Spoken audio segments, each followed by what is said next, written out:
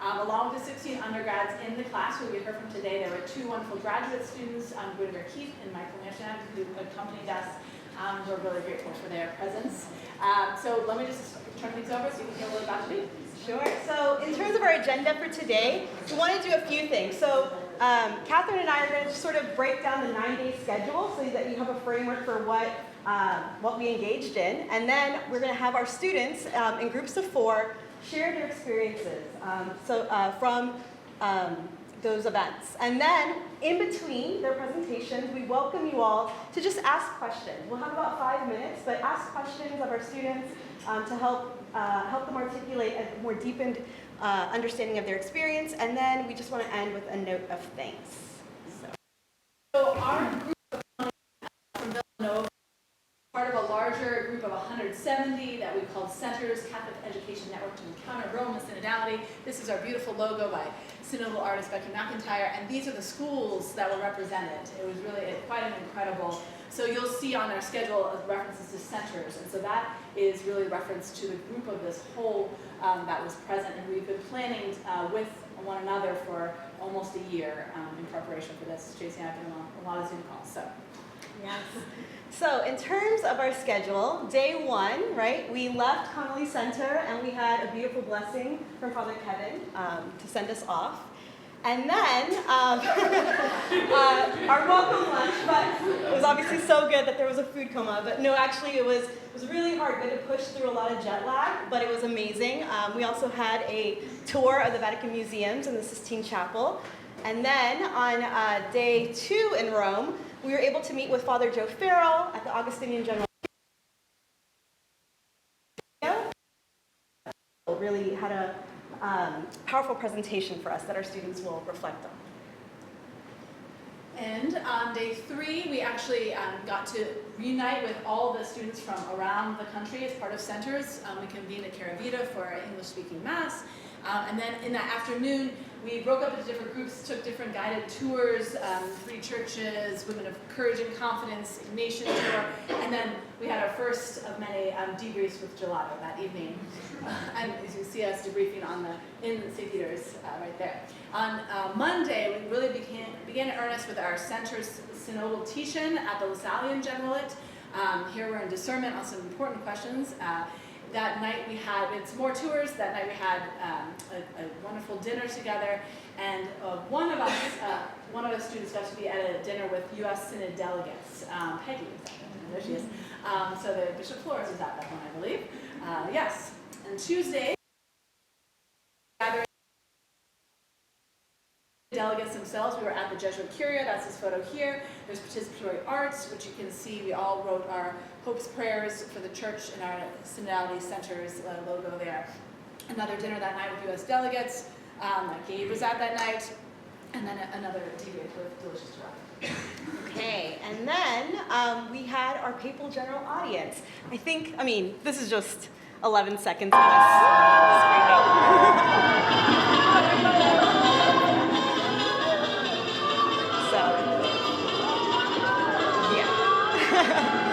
to share that.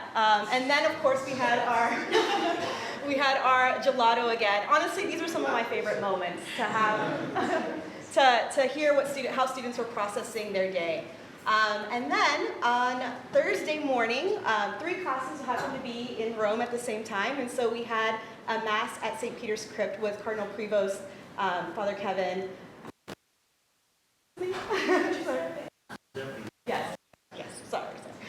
But yes, and then we also had a tour of the Shrine of Contemporary Martyrs, and we did evening prayer with San Egidio.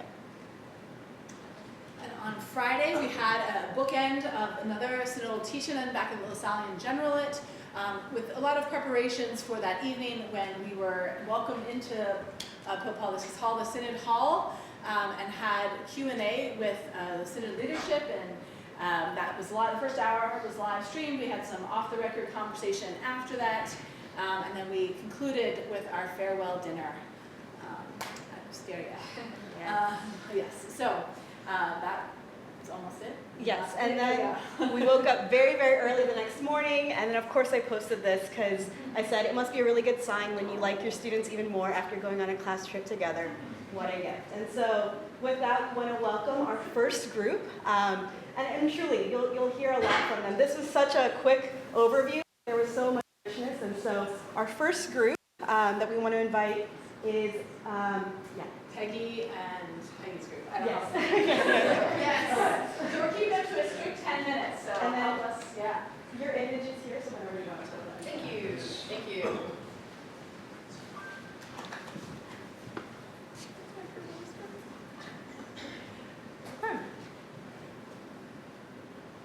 Good? Okay, so we'll be the first ones to go. So we'll see how this goes. So for us, we thought of this image of a specific crucifix in the chapel of the community of Sant'Egidio that's known as Armless Jesus.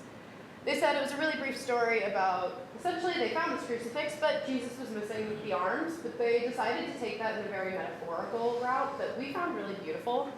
So it's the idea that we have to be the arms of Jesus. Really kind of pulling in that imagery of the body of Christ.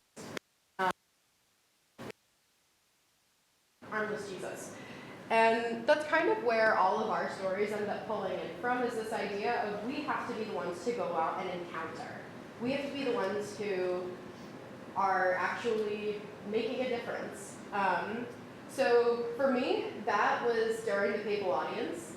There was this absolutely lovely woman who was in front of us. Her name was Barbara, and she was from Poland. That is about as much information as I could get from this woman because she spoke very little English. I don't speak any Polish, so she was doing better than me.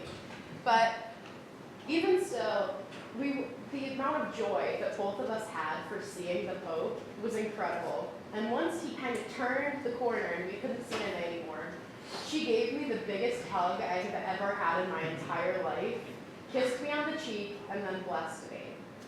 And there was something about that moment that really kind of showed me what it meant to really encounter someone in a space that was foreign. We didn't speak the same language, and we had such different life experiences. But at the same time, there was this beautiful sense of unity that I felt and that I found Jesus in. Now, in thinking about our pilgrimage and our encounters of how we saw and how we can be the arms of Jesus, I'm going to reflect on Paolo and Sergio's discussion with all of us.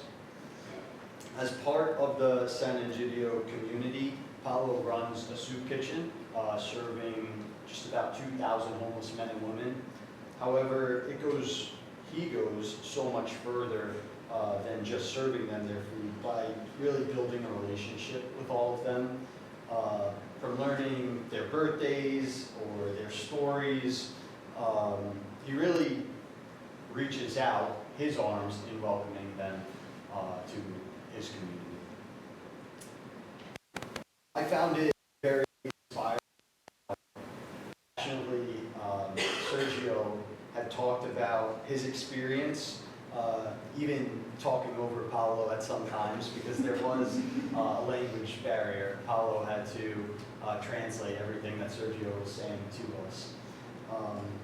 And just really how amazing it is that a man who was once homeless is in a position now where he can be in the arms of Jesus, welcoming others in. This encounter with Paolo and Sergio definitely sparked my curiosity as to what the community does to share our Catholic faith with the homeless. And Paolo explained to me that they don't try to push Catholic teachings or faith on the homeless. However, the homeless all seek this because they're wondering why a stranger would want to help them and have this beautiful encounter with them. Just a day later, our class is doing the good work that Paolo and the community does every day. We walked the streets and delivered leftover food to those in need, and got to see the smiles of thanks from so many. And it was really at that moment that I understood why Paolo loves being the arms of Jesus. I want to talk more about friendship as us needing to come together and learn about each other personally. When we were in Rome, we were really lucky to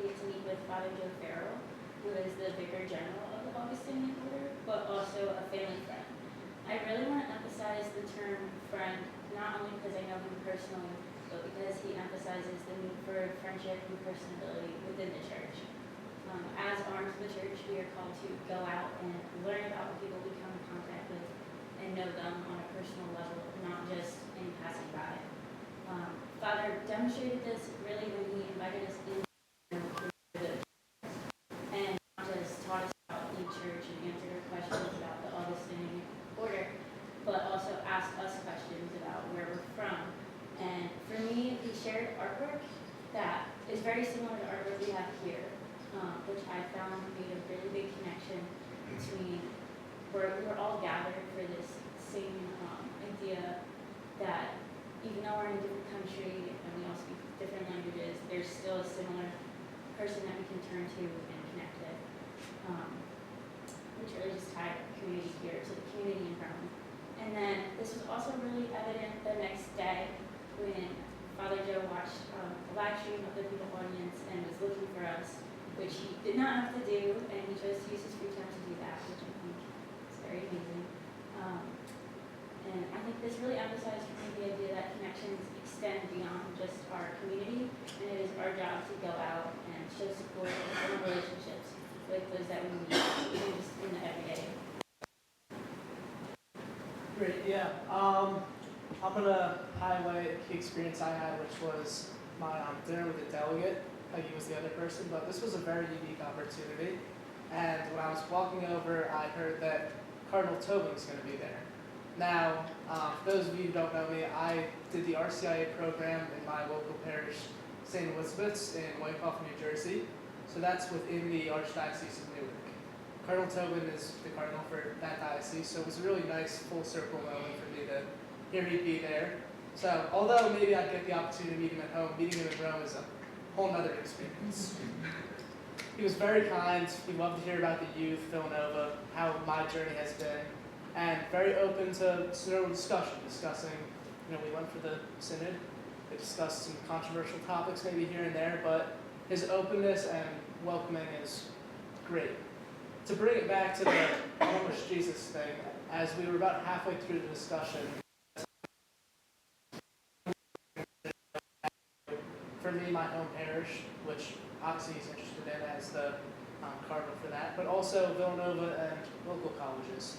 The kids next to me maybe had better answers than me because they're on the newspaper and they lead discussions, so they can spread their experiences to the public. And that's their university, anybody who reads that paper, and their little Catholic groups at their local universities. For us, this is a great opportunity to spread what we've done, but what the Cardinal recommended was obviously spread that, friends, organizations, whatever you can, but engage in synodality within your peers. So bring that mindset of a conversation in the spirit and truly listening and trying to find middle ground to all other things you do. And you can trace that back and let this experience build on it.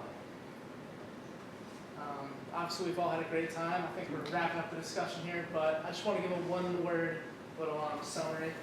Anthony, service is the arms of faith.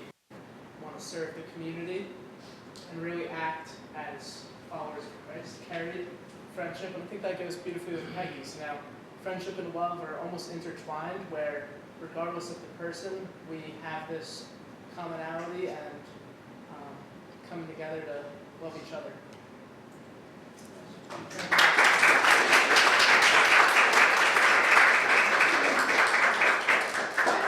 Yes, about 5 minutes, yeah. First question I have is related to the last thing we discussed about synodality. So, Actually, can you introduce yourself and? I'm Justin. I'm a grad student here. I'm in the business school. So, my question is related to lay involvement in the church. So, because you mentioned the role that Colonel Tobin mentioned for bringing synodality back to your home parish, what are some ways that lay people can have a role in the church? And on top of that, also having influence more in synergy with the clergy. He talked specifically about taking up your ministries, so whatever that is, but also a focus was bringing our experience to your home parish. So I have a very nice community back home. We talked about, what I did in Rome, I should be bringing back and spreading back there. He kind of recognized the struggle within. I know, I brought it up where there's a power dynamic and he doesn't directly have an impact on St. Elizabeth's where I'm at. So I kind of questioned him on, this is difficult to have this doctrine change, really apply, but he thought through individual efforts we can have an impact. I mean, one of the things that I talked about at my dinner with Bishop Flores was the idea of we have to live a synodal life. That means going out and actually taking the chance to listen to someone without just listening so that you can respond, but actually taking the time to think about it and to listen. And I think that that's a big part of it, is to not necessarily go into conversations seeking, to say, oh, well, I'm right and you're wrong, but to mutually discern what the movement forward is. And I think that that's something that we can do in any of our individual ministries as laity. Does that answer your question? Yes, thank you. One more question?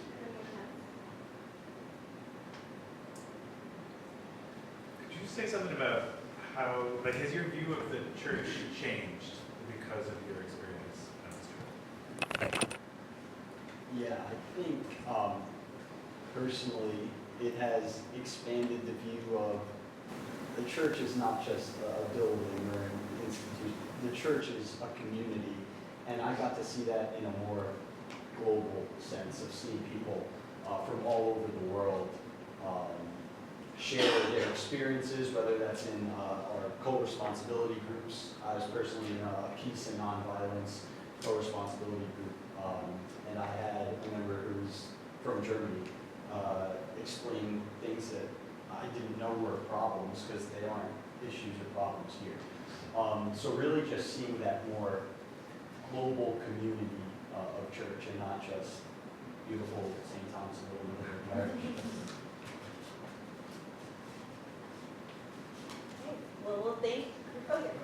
I'll probably do a comment on your question. How did you feel about that day where the panel was? We watched, some of us watched you. The live stream on Friday. Yeah. Especially, it sounded kind of general. Let's just take the issue of women's ordination. How did you all feel about all that? What was going on? To say, I will be blameless, she said, to be honest. Honestly, that was something that we all kind of talked about afterwards, was that we were kind of disappointed. Honestly, more than kind of. Because we had hoped to have real conversation, and it felt pretty evident to a lot of us that the questions were very rehearsed, or their answers were. I will say, except for Cardinal Flores, Bishop Flores, he definitely, you could tell, was actually listening when the questions were asked. But it was honestly disappointing that we weren't allowed to ask the questions we really wanted to, especially because it was a very tightly monitored conversation. We submitted our questions, I think was really frustrating, and any question that happened to be of one of our co-responsibility groups, so I was in the group about the women in the church, which is so surprising for those of you who know me. But none of those questions were allowed to be asked during the actual live stream. Those had to wait until we were, off camera, and even then those questions still weren't even asked. So to answer your question, we all knew what we wanted to get out of it, but I think there is a serious disconnect between that and our panelists. So, but we're learning synodality together, and it's a step forward. We want to just highlight a slight positive in the next 30 minutes that weren't recorded, that you guys couldn't view. The answers were a lot more personable, and we heard stories that were a lot more personal that they, I guess, felt they couldn't share to the world. So there's a little positive there, but yeah, we were quite disappointed and felt that we didn't get everything out of it that we had expected or hoped. So we'll go ahead and thank Group 1.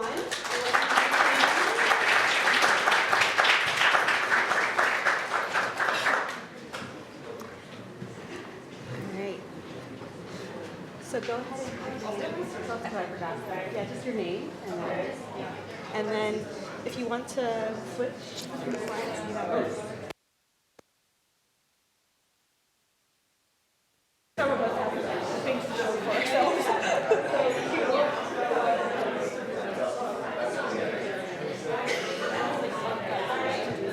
We're entering. We'll go to present. So they'll just quickly introduce their names.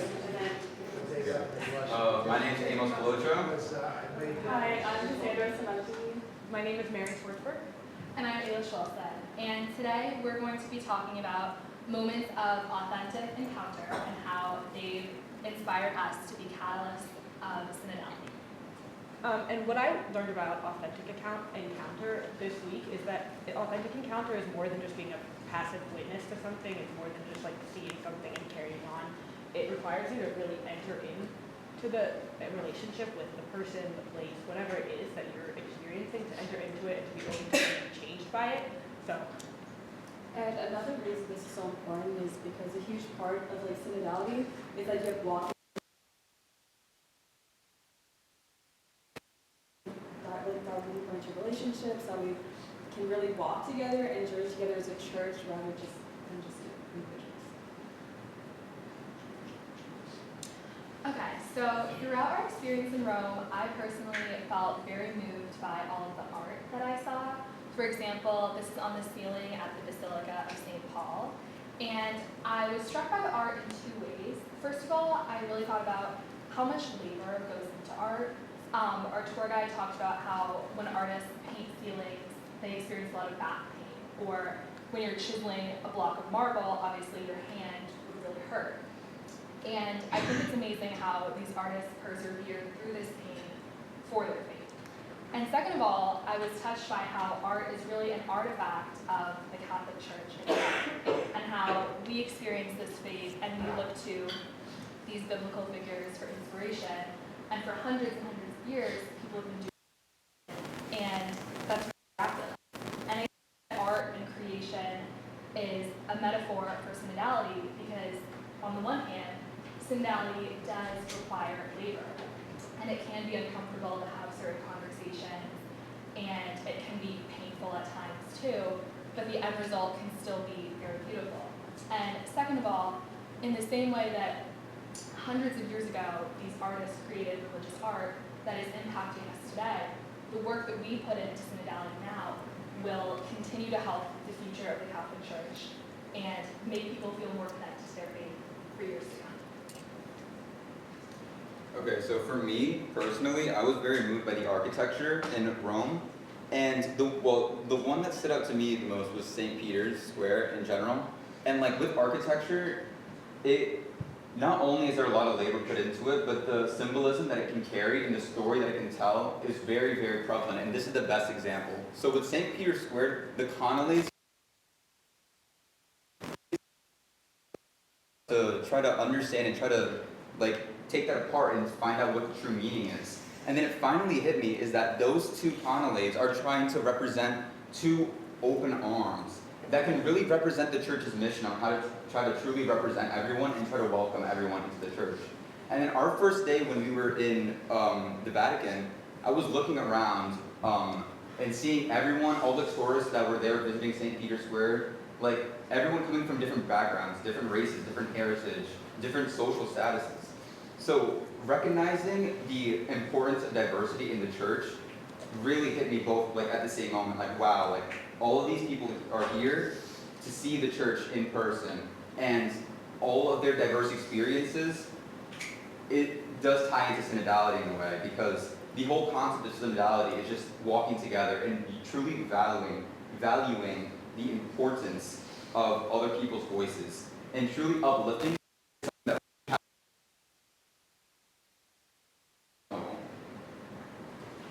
So I just wanted to, I don't have a slide for this, but I just wanted to highlight two moments of authentic encounter, both from people of the past and also the present. So we visited the Church of Contemporary Martyrs, St. Bartholomew, and it was just a beautiful experience overall, reading the stories of martyrs from all over the place, different ages, different genders. But what it meant, or what I got out of it, was this idea of shared faith that unites us all. Going a little further from baptism and even creation, this idea of a shared faith kind of uniting us and connecting us to those in the past.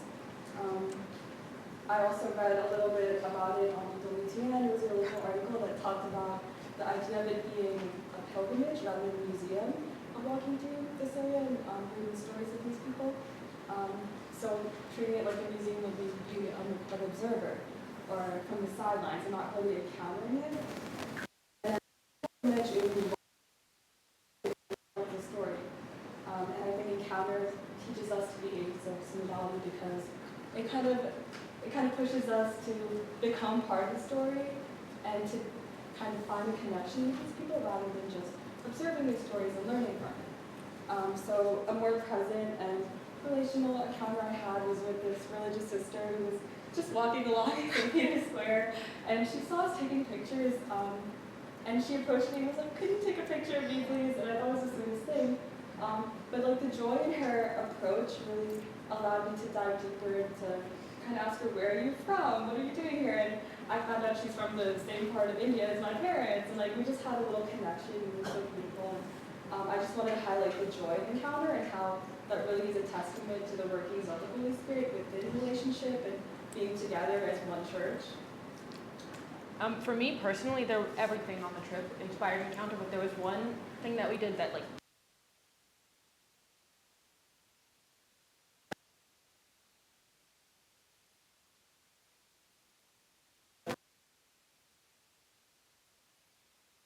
but then Dr. Geddick was like, "Why don't you guys just..."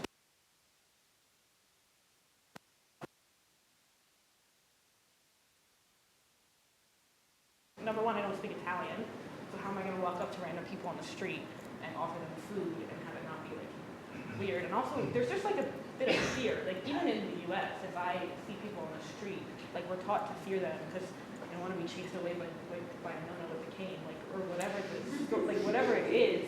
Like there's fear. Definitely, honestly, for at least our group, trying to find people to give food to, and it created tension. But it didn't really matter, because once you hand food to a person and you see the look on their face, the language barrier doesn't matter, the stress doesn't matter, the fear doesn't matter, because you're seeing a person and you're seeing Christ in that person, and you're experiencing each other, and you're changed by each other. We can't be a synodal church unless we include those people, unless we experience those people, and are open to being changed by those people, and including them in our days. And like it's still like something that I have to do on like here. If I'm walking through Philly and I see people on the street, I still usually just pretend I don't see them because it's scary. So it just reminded me to be open for that. So just like we hope that our individual testimonies really inspires you guys to try to seek encounter in your day-to-day lives, whether it be just through conversation with other people or like service trips or like service in general. Just like partaking in those activities and actually finding encounter in your lives is how you're going to be able to see what's out there and experiences of others. No. And the only way that we can grow together individually but also together is by participating in those activities and actually just getting to know what's out there and getting to know someone for who they are rather than just like having interpersonal connections.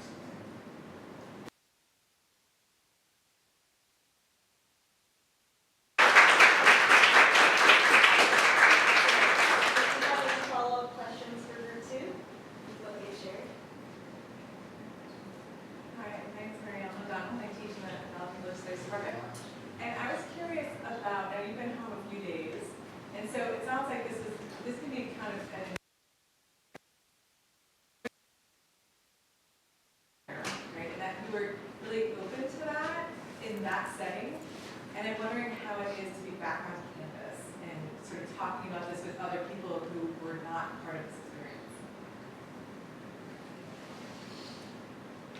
I mean, I think for one thing, a lot of people have been asking me, like, wait, so why?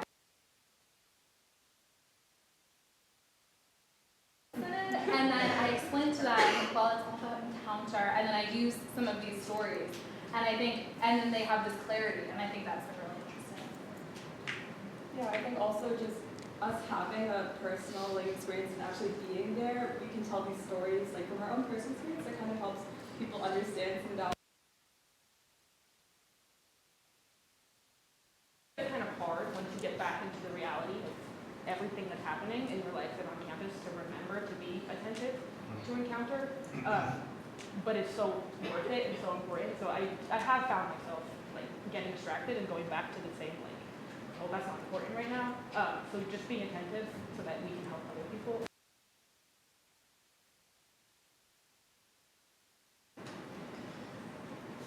Any other questions? I'm Maverick East, I'm in mission ministry here.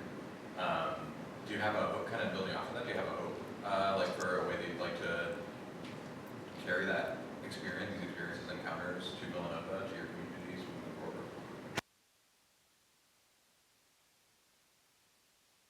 That we are like kind to everyone, like be welcoming to the people that are different from us, who have different stories than us, who we might think like, oh, that person's not Catholic, I shouldn't invite them to church. Like just being kind and open and ready to welcome everyone, including people that might not normally find themselves in church. Hope to do that. I don't know how.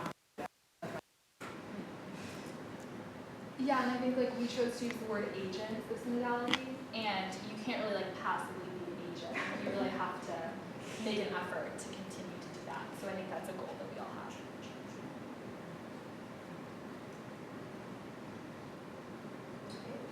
So then, let's.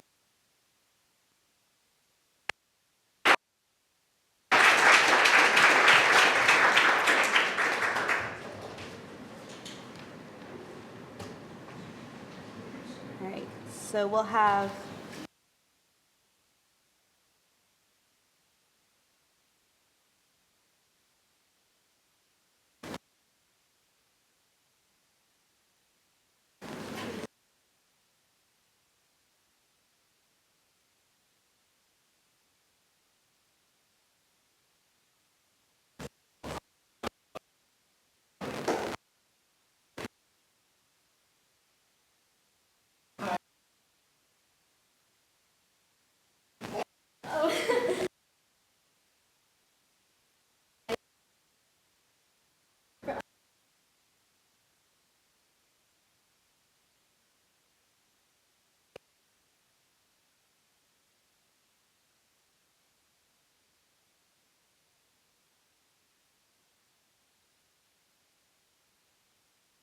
While we were walking to meet Father Joe Farrell at the Augustinian General Curia, and as we were strolling through the streets past St. Peter's Basilica, we were approached by a woman, and she was holding a picture of a young girl, and presumably her daughter or someone that she cared about deeply. Look in her eyes that served as a reminder of the vulnerability that people experience daily. And this encounter highlighted a crucial truth that while those in need often approach us, we must also actively seek them out. This idea of actively seeking out those in the peripheries is demonstrated in the art studio, and it's called The Homeless Jesus, and it serves as a powerful reminder that Christ is in those who are often overlooked. And to truly know and understand those individuals, we must sit with them, walk with them, and open our hearts for their stories. This urges us to create space for others in our lives and listen with the ears of our heart. This spark be about how can we personally reach out to those along the peripheries, and how can we use the practices and skills of synodality to make space for others. Our pilgrimage in Rome provided us the opportunity to listen to the experiences of others who seek out those on the peripheries, such as Paulo from the community of San Egidio. And we also created from in the world. As we return home, home to Villanova, we carry these skills and experiences with us intentionally to create space for connection and community in our connection and understanding in our community, reminding us that every story should be heard. Today we will share experiences and highlights from our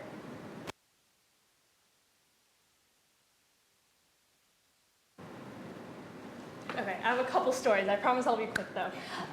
So on the left here is a photo of the first mass that we all went to, where all the pilgrims from around the country were together in this very small church.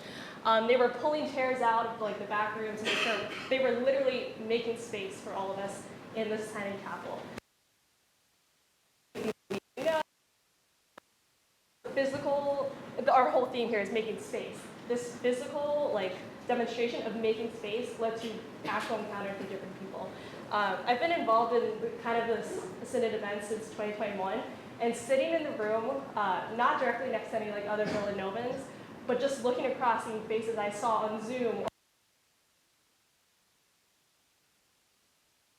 and some of the other people who were around me who weren't part of this, and they're like, what are all these people doing here?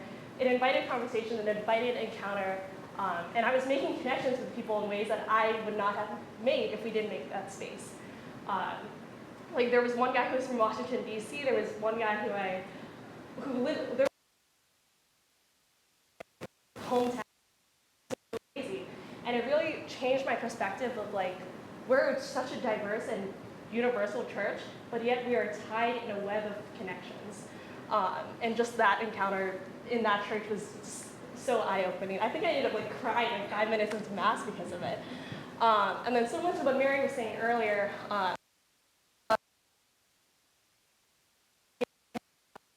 lunch to those on the street. Can we actually go back to the photo of homeless Jesus? Something I want to point out here that Paolo explained to us with this homeless Jesus statue is you can't really tell it's Jesus until you get close to him.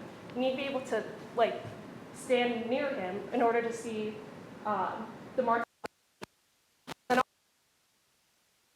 if you sit down and look up at him, you can recognize Jesus' face.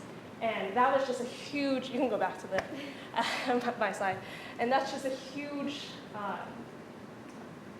imagery of what it means to truly encounter Jesus in those that we meet. I remember when I was handing out meals, I was very, it's a very,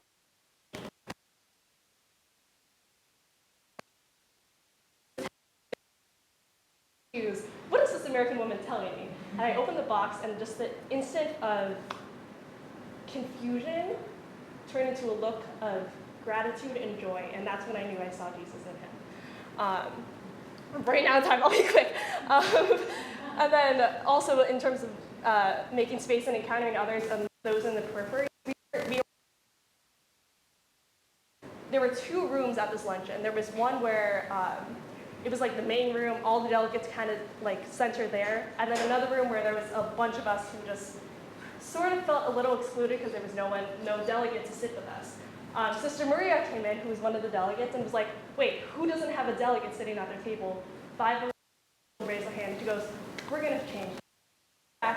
People connected the tables together, was like, let's sit down and have a conversation. She saw the need, she made space for all of us, and that encounter was also just a beautiful way to show periphery doesn't necessarily mean homeless people out on the street. Yes, it does mean that, but peripheries can also mean so many other things on such smaller levels that it's very easy for us to ignore. Okay, so what I wanted to highlight about my trip, something that really resonated with me was the conversations that I had along the week and my time there. Whether it was conversations in the spirit or brief conversations with my classmates over coffee or dinner. What I wanted to highlight was a group of polarization within the church. And we kind of discussed our individual takes of why we were here for the week, and that made me realize how different our needs and individual journeys were of why we were here, why we joined this class, to learn more about synodality and our individual needs. And something that really kind of resonated with me was the differences that we have, and to not discredit any of these differences, but to kind of embrace them and let them bring us together. Something I thought of was being able to express our differences without feeling different. I think it's a big key. I actually went to Spain my senior year of high school during Easter, and I got to experience an Easter Mass there. And the culture and the way they express their faith was so different than anything I've ever experienced at home. There was music, parades, a little different than just dressing up in a suit and tie and going to my local church on Easter Sunday. But that just made me resonate. Just because it's different doesn't mean it's wrong.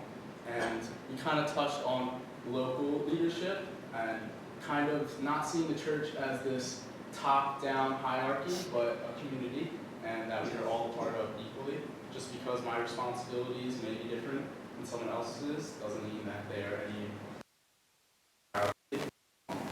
But yeah, showing that we all have our individual responsibilities, and sometimes local leadership may better represent the community than the Pope or other things. So I kind of also want to touch on the church as the body, we're the limbs. It's something we went over in class and kind of showed that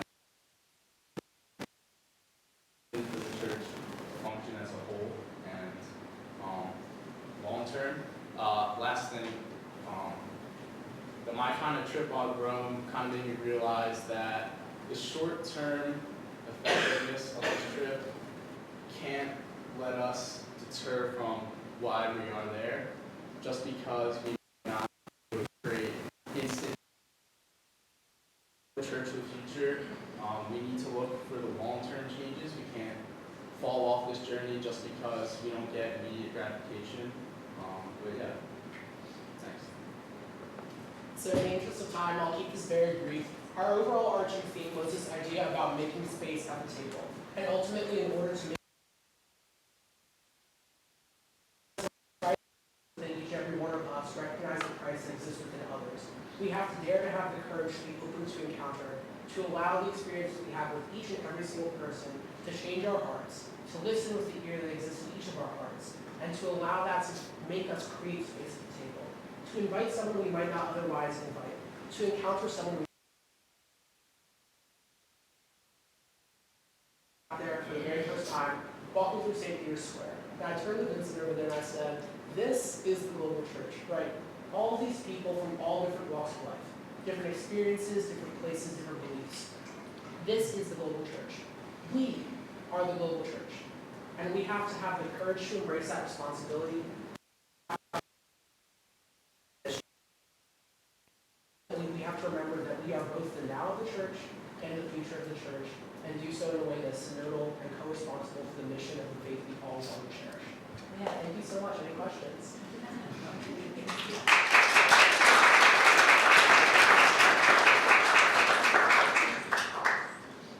Just here already, everybody was to have their eyes open and hearts open to just fully experiencing this and going at it in a really reflective way. So I'm curious of just what in your preparation in this class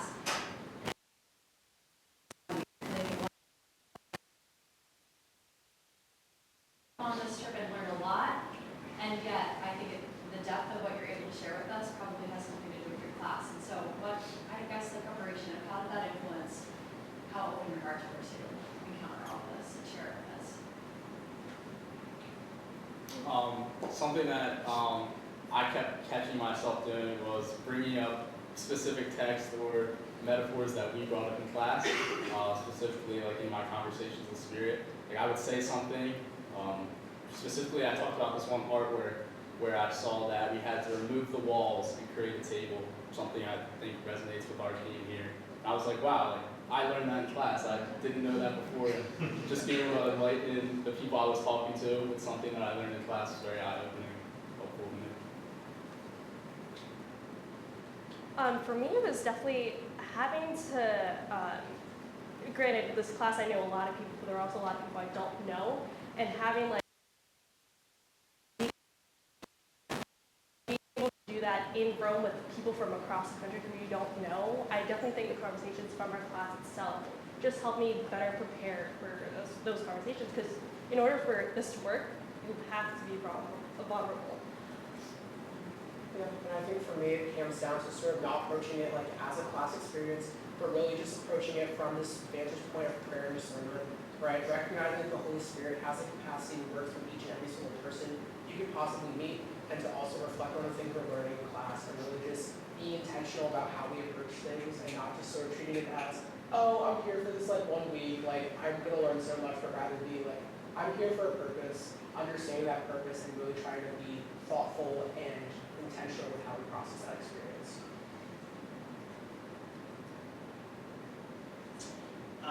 You all spoke beautifully about making our own table, and it takes actual people to physically move. I'm wondering, bringing some of that back to our community, like both who are the people that can make that room, and like who needs to be included in our community that is doesn't have a place at that table right now. Can you say it one more time? I'm sorry. Who in the Villanova community is not at the table, and who can make that room and get the chair out of the back to like make space for them? I think everyone who has a seat at the table has that responsibility to see, or not to see if you have space, but to somehow make that space. Squeeze next to somebody else and make that space. I have an interesting perspective on this, because we're now like moving into post-it, and what is this going to look like? And I was thankful enough to be in a role. What does it out look like on all of our Chestnut Hill and a lot of different universities?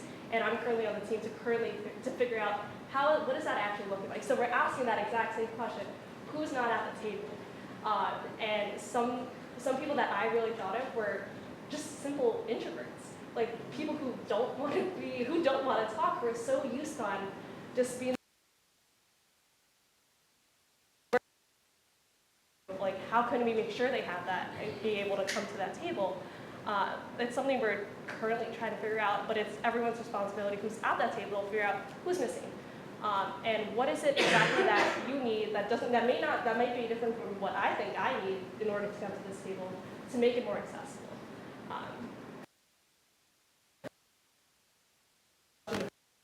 Bringing just introverts to this. And going off that, I would also offer it's not necessarily just the responsibility of those at the table to, one, recognize people aren't there, and two, to sort of make that space. But I would also argue that it's important for us to bring someone with us new to the table when we come back to it. I think is something really important to do. Because if we keep in echo chamber, right? We're listening to the same voices, the same stories, the same experiences. And I think it is on each and every single one of us who has a seat at the table to go out into our own individual communities that exist within the larger Villanova community and bring someone new to the table each and every time we come back to it. I agree. We also discussed possible ways to bring conversation experience to this event, because the conversation spirit is a process of active listening and open dialogue where each person has time to reflect on a question for a minute, and then each person has 2 minutes to respond, and you have to be actively present when you listen to the other person. And then there's a minute of reflection, and we have to reflect upon what others have said.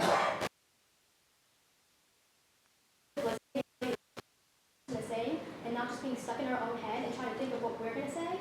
But I think this process is also important to bring to the community as a process to adapt. Yeah, just to end up, I just think bringing those who don't know about the table itself. I feel like before this course, I didn't know pretty much anything. I feel like but I know a lot more than I did. So just talking to your classmates or families or people who just don't know about what we are trying to accomplish here, and just giving them a seat at the table. Well, let's thank Group 3.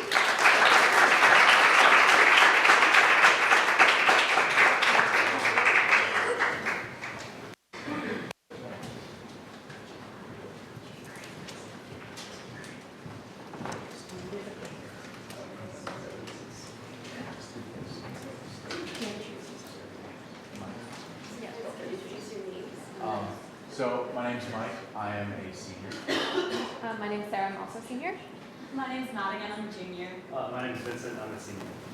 And today we're going to be talking about using Encounter as a journey toward a more synodal spirit.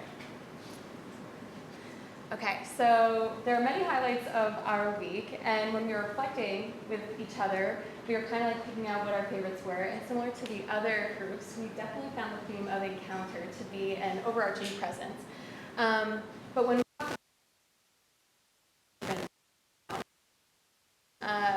each of these different types of encounter lead themselves to understanding the church in a more synodal way and truly embracing a synodal spirit. So the 4 types of encounter that we're going to be discussing today are community, encounter with the church as the institution, encounter in personal one-on-one relationship, and what happens when there's a lack of encounter.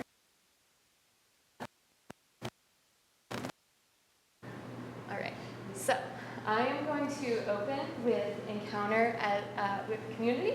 So a few of the other groups discussed our time with San Gidio, and which is, just to reiterate, a Catholic layperson's organization, and they focus themselves on community prayer, advocacy for the poor, and encouragement of peace. So obviously this entails going into the community a little bit. And so Villanova had the opportunity to listen to Paolo and Sergio. Sergio was a homeless individual and has now made his way into the community and just shares the joy that he took away from now serving lunches to the homeless and working in the soup kitchen. And then later on, when we spoke with Paolo's nephew, I think his name was Giovanni, and actually, working in refugee camps. And Paolo's nephew, he was so excited about it, he pulled up a picture of the young girl that he worked with and passed it around to like 170 hands, which is crazy, but he's just sitting there so giddy, excited to show everyone this opportunity. And so not only are we serving the community, are we going out to the community and doing good that way, but also we turn it around. So we have the community, letting it change us, and then putting that on the table, bringing everyone else that we interact with on a daily basis to the same table. Because synodality isn't just for us as an individual, as a son or daughter of God, but advocating for the whole body of Christ at the table. So my encounter for this trip was an encounter with the church. On Wednesday, to attend one of the 4 theological and pastoral forums hosted by the Synod of Bishops. And these forums were designed for Synod delegates to kind of deepen their theological, canonical, and kind of just the theological and canonical experience or understanding of synodality within the context of certain aspects of the Catholic faith. Based on the exercise of primacy of the Bishop of Rome and its relationship with the Synod of Bishops was because, at least personally, and I know in my relationships here at school and in the wider American church, there was a lot of apprehension about the Synod revolving around doctrine and kind of what it means to say, oh, well, the Pope's not the one that's making the final call. It kind of is. But it was kind of just staring at me on our schedule. Michael, you need to go to this. So I did. And I was more than amazed by what I heard. So there were 4 individuals presenting, 2 professors, 1 canon lawyer, and the Archbishop of Perth. And they all kind of focused on this cyclical dynamic between primacy, collegiality, Synod of Bishops and bishops as a whole, and synodality including the people of God, the body of Christ, and the church as the body of Christ. And that kind of stood in opposition to what we normally perceive in the church as, the faithful talk to their bishops, the bishops talk amongst themselves, they say something to the Pope, and then it all comes back down. That's pyramidal as opposed to cyclic. So a big thing they pointed out, internally as an institution, we've kind of lost something along the way, and I think that what they identified as that we lost is bishops are more like governors of provinces as opposed to local leaders in the church. We've kind of lost this communio.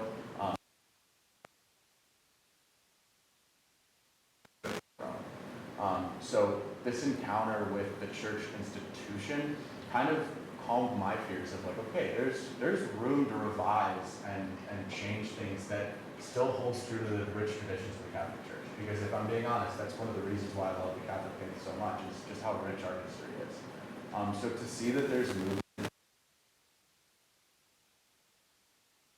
an example that speakers brought up was that only half of bishops are actually linked to a local church. So about half of them have no church. And when the institution in and of itself places the rank of bishop with power and privilege as opposed to pastoral care as we've come to expect from our diocesan bishops, we're kind of like already starting on the wrong foot. And that's not to say that bishops don't play a very important role, they do, but we need to start thinking about like how we as an institution can kind of revise things and change things to make the whole institution more synodal. So for me, like the biggest takeaway was, we've talked a lot about synodality in the church as the people of God, but this opportunity for me was a concrete discussion on synodality in the church as an institution. And I think that's something that maybe doesn't get as much attention. So. Awesome. So my encounter was through personal experience. And it stood out to me because it built upon something that I already hold very near and dear to my heart. So it's this idea of, in a personal relationship and a personal meeting between people, having an air of dignity and respect. Anytime anybody asks me what my favorite quote is, I say, there's only love. So kind of going into a relationship, going into an encounter with just an overall sense of openness and love and appreciation for the other person, no matter what their background, ideas, culture is. So women's lunch, I got to sit with Sister Maria Sempiano, who plays a big role in the USIG in Rome. She was really cool, and she talked a lot about personal connection and the importance of being a synod delegate. She is a synod delegate. And how when she sits down at the table, she approaches every encounter with a personability and just she has this expression called "don't burn bridges." So no matter what they say to you, make sure that you're still forming that relationship and kind of creating an open space to be able to discuss why exactly they think the way that they do. Another thing that she talked about is in creating the instrumental labores, which is what the synod delegates are in the just recognizing that it's not an I statement, it's not I believe this way, I think this is my opinion, I think this is what should be changed in the church, but it's we think this. We came together and we communally discerned this specific idea that's going to help reform the church, which I just think is really beautiful. Another thing that I got to talk to her about was her presence as a female on the so I asked her how she feels. Does she feel respected? Does she feel heard truly? And she said for the most part, yes, but connecting it back to personal connection, she talked about when she encounters somebody who maybe isn't as open to her being a female voice heard in the church, she says, instead of saying, well, oh, that was a sexist comment, you really shouldn't talk like that, she says, what in your education makes you think this way? Can you help me to understand why you would be talking to me in this way, why you respect me in this way, and can we work together towards a brighter future? So I just thought that was really beautiful and an aspect of personal connection that I wanted to bring back and I want to continue striving to incorporate into my daily life. So lastly, mine is kind of the opposite. I'm in a lack of encounter, and I think everyone that was on the ship knows what I'm about to say. And Sean, I swear this is not going to happen on our cruise ship. So the first day that we were there, a very long day of travel, my phone happened to be dead. I was extremely tired, and we were at St. Peter's. I went off to pray, and I get up from praying, and everyone is gone. So around the church, I go outside to the obelisk, and I'm waiting there. I even ask people, can I borrow your phone? And two people that I go and ask, two separate Americans, say no. They will not let me use their phone, and they're like actually backing away from me, scared of the fact that I'm going to steal their phone, I'm going to try to rob them. And I completely understand where they're coming from. Point of, okay, I am truly alone. I do not know where anyone is. I have no way of reaching anyone. I decided I'm going to try and make it back to our hotel. And on my way, I took a wrong turn. And I ended up basically walking around the entirety of Vatican City. So I walked the entire country, which is amazing. Yeah, so, yeah. But basically, as I honestly found myself in a sense of not really panicking, but I knew I was lost, right? I knew that something was wrong. And I realized that I wasn't lost because like I knew, like I didn't know where I was. I was lost because I was with no one. I didn't have that sense of community, that sense of church, that sense of relationship that everyone else had. Because if I had been another person and we were lost, like, we probably would have just left, like we would have figured it out. But the fact that I was truly alone, I feel like that's what made me lost. And in the idea of bringing that to synodality, like the church is trying to create a place where no one is alone and where no one has to feel that they have no voice. And that's where we feel that our encounters truly tie together to synodality. We're trying to build community. We're trying to build a sense of not being lost because we don't know where we're going. Even if we don't know where we're going, as long as we're together, that'll be what makes it worthwhile. So, thank you. So, in general sense of encounter, I speak also to the Archbishop of Riga, which was an incredible experience in itself. But we had a spiritual discernment together, and every single time one of the members of our collegiate community would share something, he would say, "Yes, but how can you evangelize upon that?" So in our sense of encounter, we just kind of want to see that further evangelization and improvement upon exactly what we hope to carry on with this. So now that we're back, we kind of know what synodality means, or the general gist of it. We want to improve upon all of these encounters and kind of take it forward into our community and start building relationships with people who might not have had the chance to be a part of a community like San Antonio, and have an encounter with this amazing institution of the church and see the change that's happening and get lost and find our way home. So just continuing to improve upon ourselves, and yeah. Thank you.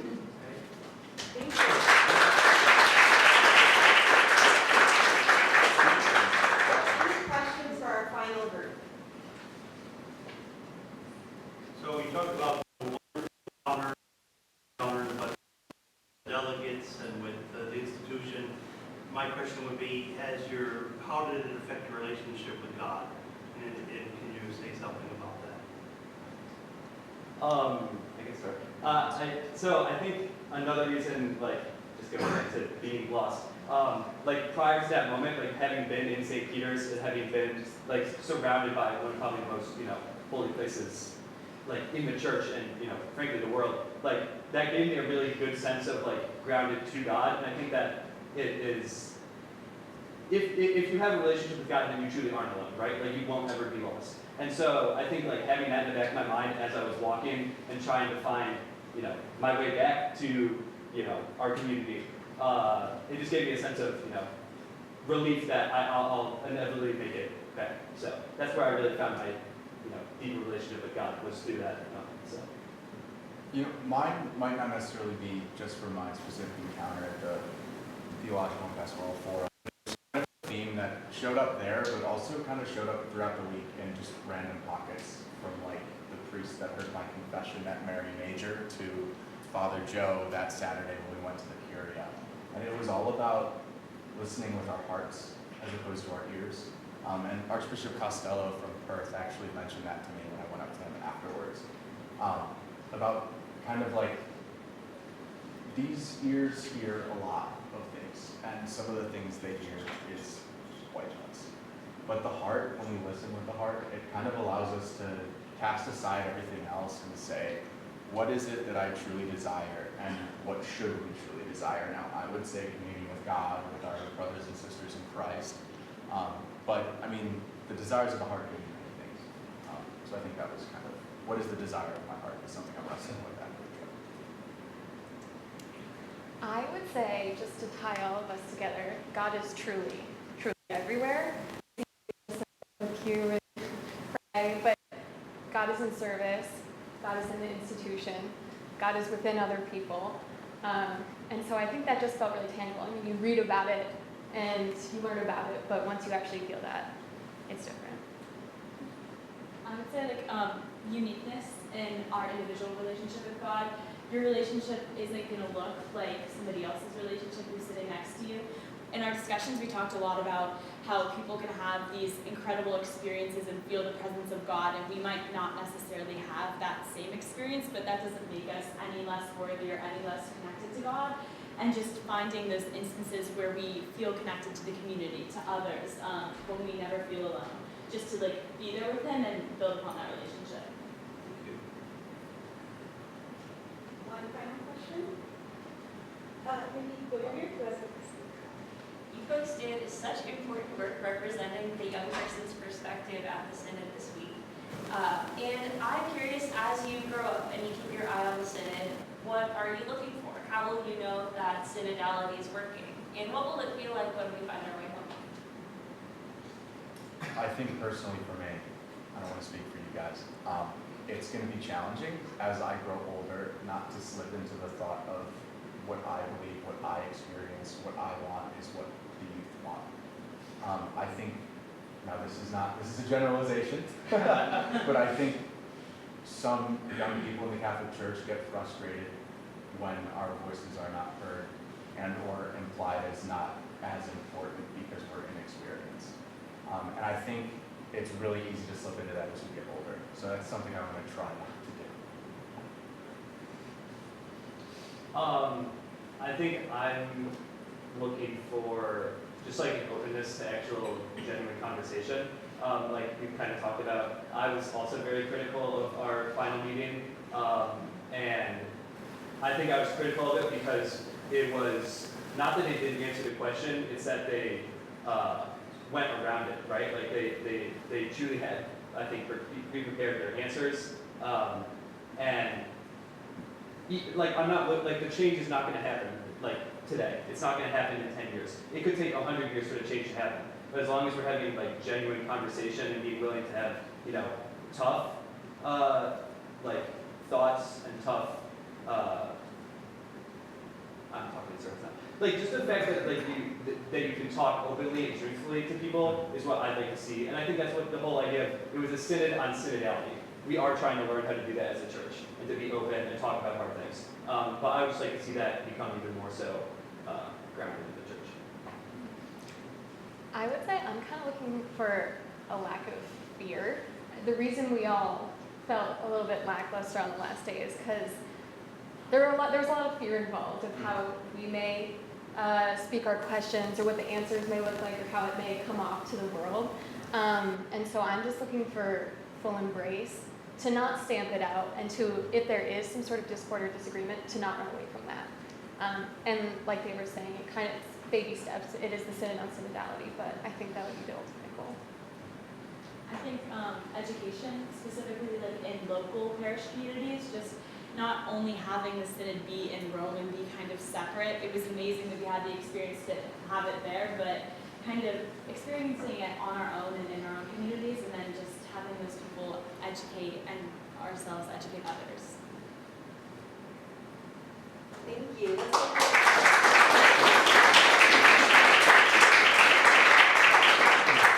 So, to sort of conclude our time together, I think you got a sense of why we're so proud of these amazing students and that we get to finish up the semester with them. One other thing that we wanted to do is, could we just invite Beth? I don't know, she's just oh, but Brother Michael for sure. We could just invite, and Beth is also part of this, but you could just come to the front. And one of the reasons, and those, yes, you know, when we were just dreaming about this class, we didn't know who the students would be, if we would even have this class. And Brother Michael and Beth went above and beyond and recruited amazing students for us. And so we just wanted to share a small thank you. So, Rashad, yes. And thank you so much. Yes. All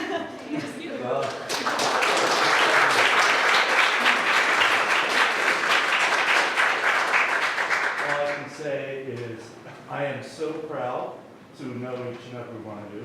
I thank you for thinking of me, and I look forward to being with you again in the future.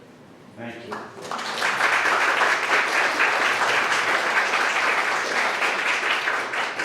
I would just also say, there are a lot of folks who help support this possibility. It's been a dream that we've been dreaming for a while, and it inclusive justice education, graduate studies, their Davis Fund and VSB, and the College of Liberal Arts and Sciences have all been really critical to making this a possibility. So I just want to thank those folks. And also, he's not here, but Michael M's birthday is on Sunday. And so to celebrate him in absentia, we're going to have some cookies. There's some cookies in the back, including gluten-free. So, but feel free, thank you, to chat, with others. I thank all of our students who are amazing, and we're going to keep working with you till December. So thank you all for being here. This was really meaningful to have your presence and your great questions. I think that concludes our time together. Thank you. Yes, some cookies in the back.